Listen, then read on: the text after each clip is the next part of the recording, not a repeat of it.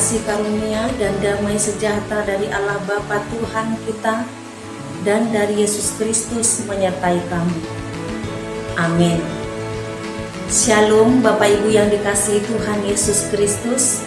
Firman Tuhan bagi kita hari ini sebelum melakukan aktivitas tertulis di dalam Wahyu 21 ayat 3. Demikian dikatakan, lalu aku mendengar suara yang nyaring dari takhta itu berkata, lihatlah, kemah Allah ada di tengah-tengah manusia, dan ia akan diam bersama-sama dengan mereka. Mereka akan menjadi umatnya, dan ia akan menjadi Allah mereka. Demikian pembacaan firman Tuhan. Bapak, Ibu, saudara-saudara yang dikasihi Tuhan, renungan hari ini mengatakan bahwa Tuhan Allah akan menyatakan pembelaannya. Tuhan akan menganugerahkan langit dan bumi yang baru bagi orang percaya, bagi orang benar dan yang setia kepada-Nya. Bukti keberpihakan Tuhan Allah kepada orang benar adalah dengan adanya kemah Allah di tengah-tengah umat yang dikasihinya. Dalam sejarah perjalanan bangsa Israel, setiap kali mereka berhenti di suatu tempat, mereka akan mendirikan kemah, dan dalam kemah itu tabut perjanjian yang berisi 2 loh batu yang berisi 10 hukum Taurat akan ditempatkan dalam kemah itu. Karena itu bagi orang Israel, kemah itu menandakan kehadiran Allah di tengah-tengah mereka. Namun kehadiran Allah tidak sepenuhnya dianggap penuh dalam kehidupan, dalam keadaan, dalam kehadiran Tuhan bagi mereka. Karena apa? Karena kemah itu harus dibongkar dan kemudian dipasang lagi, begitu seterusnya dalam perjalanan mereka menuju tempat perhentian yang lain.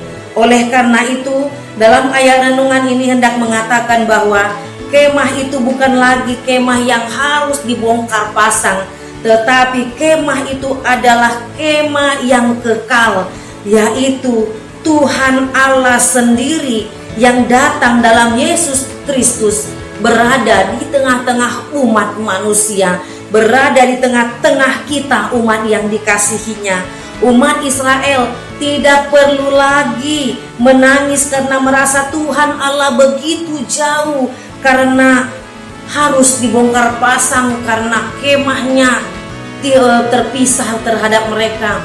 Tetapi dalam hal ini Allah itu adalah Allah yang kekal. Dia dekat kepada kita di dalam Yesus Kristus. Dia mengambil rupa sebagai hamba dan mau menderita di tengah-tengah kehidupan. Mereka akan menjadi umat Tuhan, dan Tuhan sendiri akan menjadi Allah mereka. Dan inilah juga yang menjadi inti pemberitaan renungan bagi kita Bapak Ibu yang dikasihi Tuhan. Sebagai umat Kristen, kita percaya bahwa Allah hadir di dalam kehidupan kita. Dia telah mengutus putranya Yesus Kristus, dan Dia yang akan senantiasa melawat kita, dan Dia yang akan senantiasa menolong kita.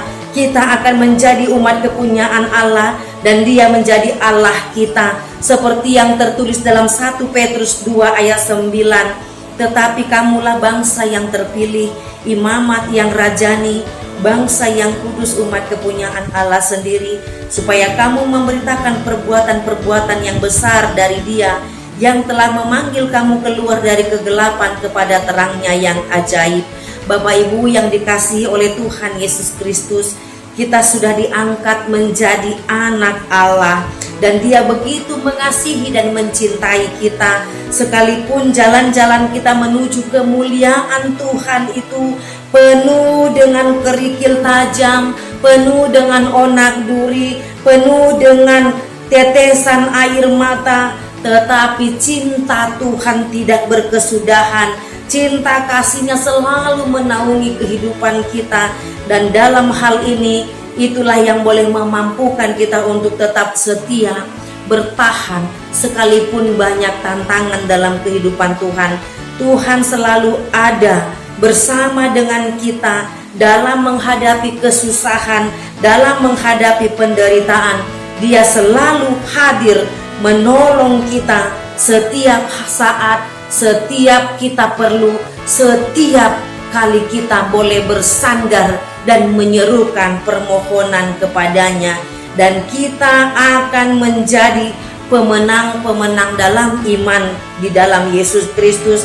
Dan kita mampu mengatakan, aku ini adalah umat kepunyaan Tuhan dan Tuhan adalah Allahku. Maka dengan itu Bapak Ibu, mari tetap setia kepadanya, melakukan yang berkenan di hadapannya. Kita menjadi umatnya dan dia menjadi Allah kita. Termulialah Tuhan dalam kehidupan kita. Amin.